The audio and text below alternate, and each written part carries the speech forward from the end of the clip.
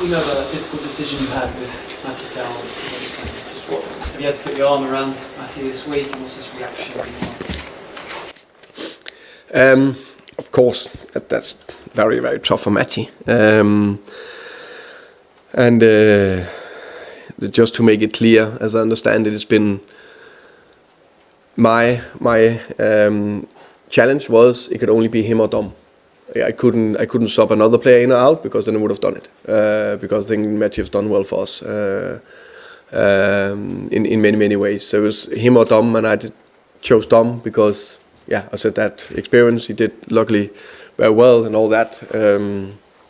It's not the same that I don't like Matty at all. He started for the last 5. I think that's a clear signal that I also trust him and believe that he can do something good for the team and for the club. I actually think there is something that UEFA need to look into to modernize those rules in general. I think when they made the rules, we had 6 group stage games. Now we have 8. Before that, we had no games in January. Before that, a lot of the group stage was done after 4 games. Now with the new format, it's like to the end. You need to fight more or less every team. We also gone up from 3 to 5 substitution. That means you use more games. In general, the matches just keep creeping up.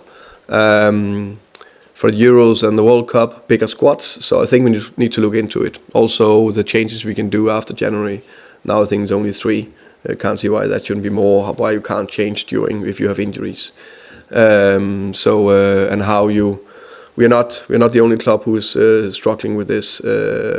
Definitely not. And I know that Johan brought it up to the Premier League meeting last year. So I think that's something we need to look into, which would have helped the situation with Matty.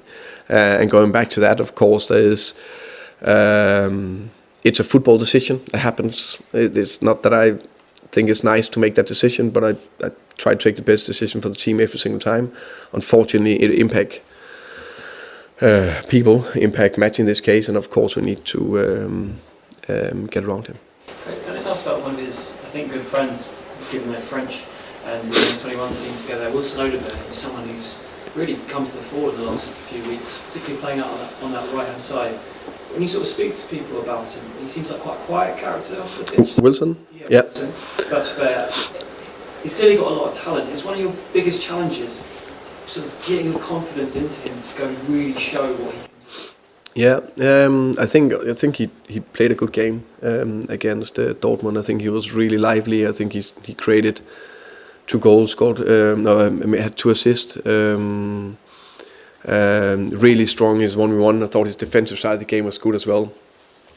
How can we get that consistency into him? Because I think he scored a Villa goal and one in the Copenhagen, I think, also in Champions League. So, but also I think he actually played more minutes to could have produced even more. But I think overall his season, there's more positive in my head, more positive actions, more positive situations, and he just needs to keep going.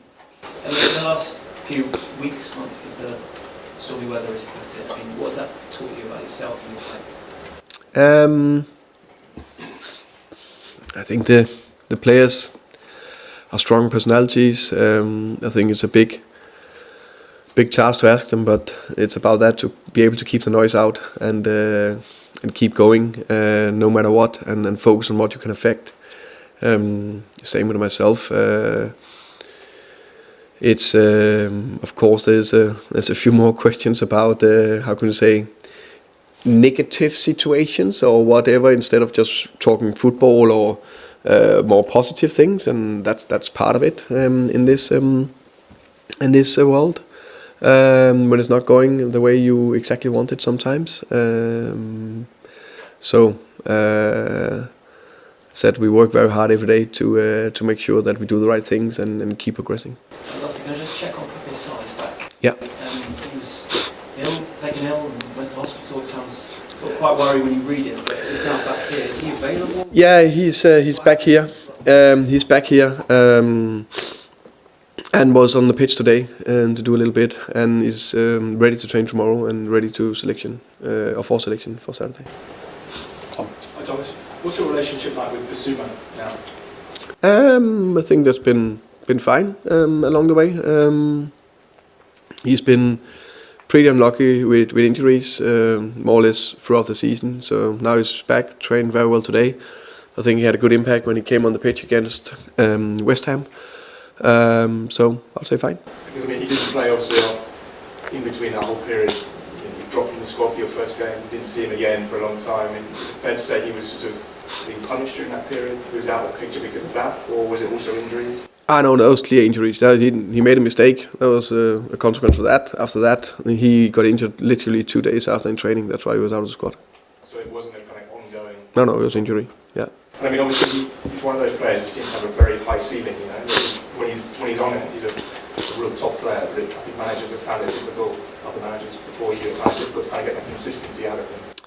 No, Bisuma has a great top ceiling. I think his qualities we can all see on the ball, really want the ball, constantly seeking it, looking forward, driving forward, very good technical abilities, physical stature, strong player.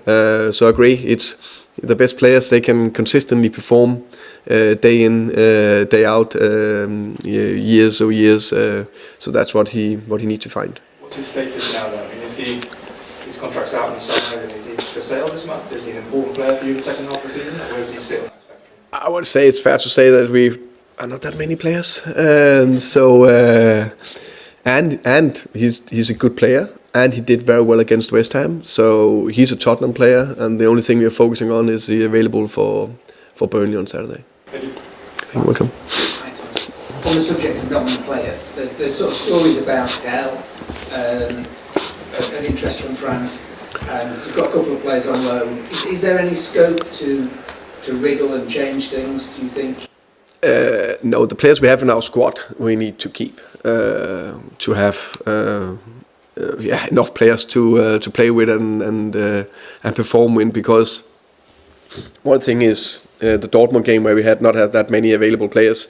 It's difficult to change the game if you need it or keep the freshness up. And you can see we put Junai on, which was lovely by the way, and I think it did fantastic. And I think it was clearly a player with a big potential, but also putting Pedro into the midfield. So you need to be a little bit creative sometimes. So and the good thing is we have definitely more players available for Saturday, but we need all the players available. And when you talk about Mickey, as you were talking about him, they're an important player for Tottenham now and for the future. Is there any progress on his contract? Is that something that you think you should prioritise? That I don't know, if I'm honest. But definitely a player we should prioritise. Definitely for me, Mickey is a key player for this team and this club, and hopefully for many years to come. He's there till 29 already. Would you like to see that sort of? Yeah, I think he got everything what it takes to be a even better player, and he can help us to. No doubt, he can help us to get us to where we want to be, also in the future. And finally, if I may, can I just ask? After the West Ham game, it left you 10 points clear of the bottom three. I think it's took you 9 off the top 5. Do you feel the mood was so end of days? Do you feel like you were in a relegation fight at the moment, or you might get drawn into one, or is that not happening? Nah, just the only thing I'm focusing on is let's perform against Burnley on Saturday. Put a top performance out there. Win the game, and then the next game after that is Frankfurt in the Champions League. That's what I'm focusing on. Last season we all saw sort of Europe carried the club, and the Premier League form just went. At one point, sort of almost given up on. Yeah. But last season the bottom 3 were gone almost. Yeah. This year they're not. What would happen if the Premier League form goes like that? No, but our Premier League form, we need to pick it up. So that's nothing I'm how can you say, thinking about that it should gone. I think the only thing we need to do is to get momentum in the Premier League, perform and win on Saturday, and then take from there. Thank you. To finish, please. Thomas, on the UEFA squad rules you mentioned, you said that Johan had brought up the Premier League meeting. Do other Premier League clubs feel the same way, and just over to you about it? 'Cause the points you make are right. The competition has grown, injuries are going one way. I don't know exactly if other Premier League clubs feel the same, but I could imagine they would be happy to have more players available as an opportunity. I don't know who is impacting the UEFA, but we definitely should try to do that because I think it is an issue. Also for, how can I say, player health in general. Do you think sorry Thomas, to put on that point, do you think the other European countries would feel the same way? The other European countries? I think there's definitely the other top teams in the other leagues also play a lot of games. I know we play in general more over here. France also have 2 cup tournaments, don't they, and so on. So I definitely think that could be something in that as well. So just on Matty, you didn't actually say what his reactions have been like this week. How? No, of course he was disappointed. That's natural. I completely understand him. He's disappointed, but he's been very professional. I've said that before. He's got a strong character. Okay, thank you. Thank you, guys. Thank you.